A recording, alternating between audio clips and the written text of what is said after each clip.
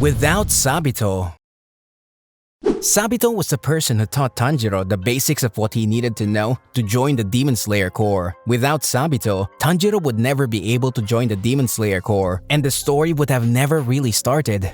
Even though he was already dead when he was introduced at the beginning of the story, he is one of the most popular characters. With that in mind, in this video, I want to think about what would have happened if Sabito were still alive and able to join the final battle and take on the upper-ranked demons. We will also talk about another popular character, the Water Pillar, Giyu Tomioka, and his connection with Sabito. So, please watch until the end of the video. Who was Sabito? Sabito was a user of water breathing. Just like Tanjiro and Giyu Tomioka, Sabito is actually strongly connected to Giyu because they are the same age. They both trained under Sakonji after their families were slaughtered by demons, and they both participated in the same final selection. According to what Giyu told Tanjiro, Sabito was a kind-hearted person with a strong sense of justice and was also very good with his sword. During his final selection, he saved Giyu, who got injured, and other people. At the same time, he also killed almost all the demons on Mount Fujikasane. Because of Sabito's hard work, everyone on that mountain was able to come back alive, except for him. Because of everything he did during the final selection, Sabito became fatigued and lost to and died to the hand demon, which Tanjiro fought later. After that, Sabito appeared to Tanjiro when he was tasked to split a boulder by Sakonji to decide if he could enter the final selection or not. By teaching Tanjiro a swordsman's fighting spirit and mental attitude of an adult, Sabito supported Tanjiro and made sure he was ready to fight.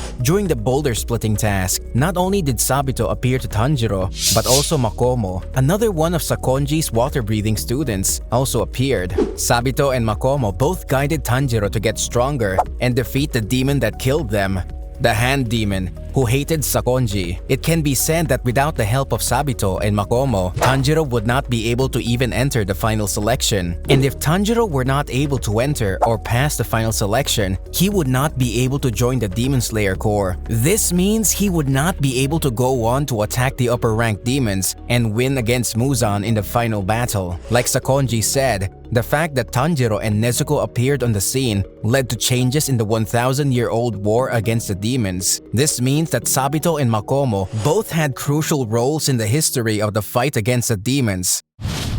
If Sabito lived. First, let's take a look at Sabito's personality. Even though his own life was in danger in the final selection, he went out of his way to protect the others. The strength to do that reminds me of another character in the story. You probably guessed it. The person who always followed his mother's teaching, Ruka Rengoku. That it's the responsibility of the people born strong to protect the weak. Kyojuro Rengoku. There seems to be commonalities in the thinking pattern of the Flame Pillar, Kyojuro, who made sure no one was killed during the battle on the Infinity Train, and Sabito, who protected all the people during the final selection. Of course, Kyojuro protected ordinary people on the Infinity Train, but that was not the case for Sabito. In his case, the people should have known how to use a sword. They knew why they were there, what should happen, and their lives were in danger. Unlike the case of Kyojuro, one could argue that Sabito did not have to protect those people with his life. Even if that was the case, he ran about helping people there. If Sabito were to have lived, I'm sure he would become a pillar that everyone would be able to look up to in the end. Looking into his past, we can see that at the age of 13, his family was killed by demons, and he became all alone in this world. We can guess that he feels a wave of intense anger and hatred towards demons. The driving force for the members of the Demon Slayer Corps who put their lives on the line to battle demons and destroy them is their feelings of anger and hatred towards demons. The stronger those feelings, the more powerful the soldier will become. For example, Giyu, Sanemi, and Muichiro all put their feelings of anger into their training and became extremely strong. Since Sabito was kind, had a strong will, and had the strength to quickly kill off the demons on Mount Fujikasane,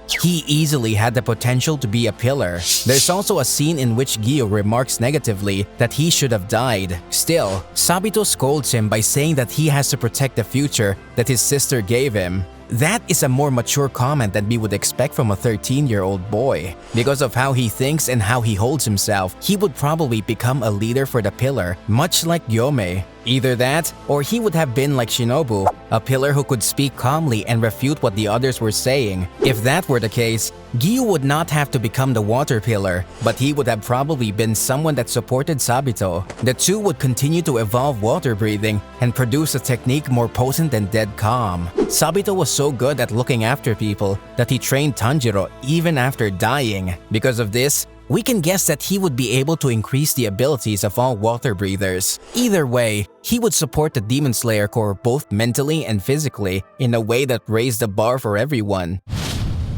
What would happen if Sabito was in the final battle? Just as Tanjiro and Giyu said, Sabito had the potential to become a strong soldier. In many places in the story, we can see that the current pillars are among the most powerful of all the historical pillars. Sabito would have been one of the strongest of even the current pillars. Gyomei would be the strongest, but Sabito would be second or third. With that being said, I still think it would be hard for Sabito to take on an upper-ranked demon by himself. Even Gyomei had a hard time when he was taking on upper rank number 1. So, which pillar would he have teamed up with to take on the demons? Water breathing is great for teaming up with someone because it's one of the main breathing styles and it can change quickly, so he could probably team up with anyone. Sabito has high physical abilities, so he has a highly adaptable fighting potential no matter who he teams up with or how the battle goes. Since Giyu also uses water breathing, he might be a good choice. Also, since Sabito would see Tanjiro train, they might work well together. So, if Sabito works together with Giyu and Tanjiro to fight the Kaza, it would be equal to the two water pillars' strength and Tanjiro's power. That would give Tanjiro enough time to see into the transparent world. It would also make the Demon Slayer Corps more robust, reducing the wounds taken by both Tanjiro and Giyu. They would be able to save their strength for their fight with Muzan, so that fight would go more smoothly. Even if there isn't enough time for Tanjiro to see into the transparent world, Gyomei and Sabito would be able to use their own powers to see into the transparent world and defeat Akaza. Of course, Sabito might not team up with Tanjiro and Giyu in the final battle. Still, tended to fight demons they had connections with alongside their friends. That means that Giyu and Tanjiro probably fought side by side. Tanjiro is also connected with Akaza through the Infinity Train, so he would probably fight that demon alongside Giyu. Even if Sabito fights alongside other soldiers, he will help everyone save their energy for the final battle with Muzan. Also, Sabito would probably get his Demon Slayer mark with the other pillars, or even before them, and turn his Nichirin sword into a bright red blade. It could be that he would be able to see into the transparent world and give orders to the other soldiers to fight back Muzan. As we can see, Sabito stuck with Tanjiro throughout his training. He would work hard to make all the soldiers stronger at the pillar training before the final battle. He would train the soldiers so that more of them would get Demon Slayer marks, and more would be able to change their Nichirin swords into bright red blades. During the story, the only regular soldiers who could attack Muzan were the 5: Tanjiro, Zenitsu, Inosuke, Kanao, and Genya. Most of the soldiers could not even get close to Muzan and died quickly. But if even 1 or 2 more of the soldiers had their Demon Slayer marks and bright red blades, or if they could see into the transparent world, the amount of damage taken by the Demon Slayer Corps would have been significantly reduced and had a significant impact on the final battle with Muzan. But even though Sabito is a fierce warrior, he has a powerful sense of justice, so there's a possibility that he would die on the battlefield while protecting someone else. During the Entertainment District arc, Takeo, the younger brother of Tanjiro, said that Nezuko was scared of losing something important because people who get angry for others never take care of themselves. That's also just how Sabito is as a person. Even though his final selection was dangerous, he fought demons to save people that were not yet even members of the Demon Slayer Corps. So in the melee that was a fight with Muzan, there was a high probability that he would lose his life. All of the Demon Slayer Corps members put their lives on the line for someone, but the strongest members, or the ones that become pillars, take this to the highest degree. To protect Tanjiro during his fight with Muzan, Mitsuri attacked one of Muzan's tentacles, only to be fatal fatally injured by another one of the tentacles.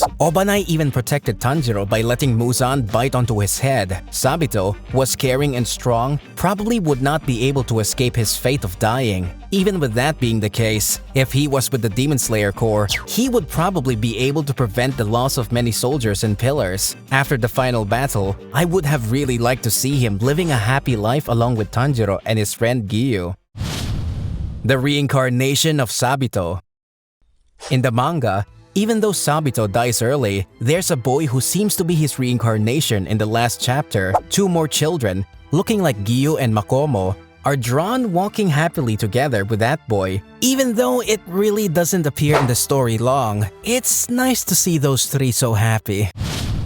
That's all we have to say about what would happen if Sabito were to have lived. If he was alive, he would not have shown up for Tanjiro's first training, and he might not have been able to join the Demon Slayer Corps. On the other hand, the final battle would have been easier if he were alive. I don't know which of those choices is better. Still, I think that the story of Kimetsu no Yaiba would start with Sabito appearing before Tanjiro. What kind of story do you think it would be if Sabito lived? Please leave a comment below. Thank you for watching to the end of the video. We will be uploading more surprising videos on Kimetsu no Yaiba soon. So, please be sure to subscribe to our channel so you don't miss a thing. See you next time!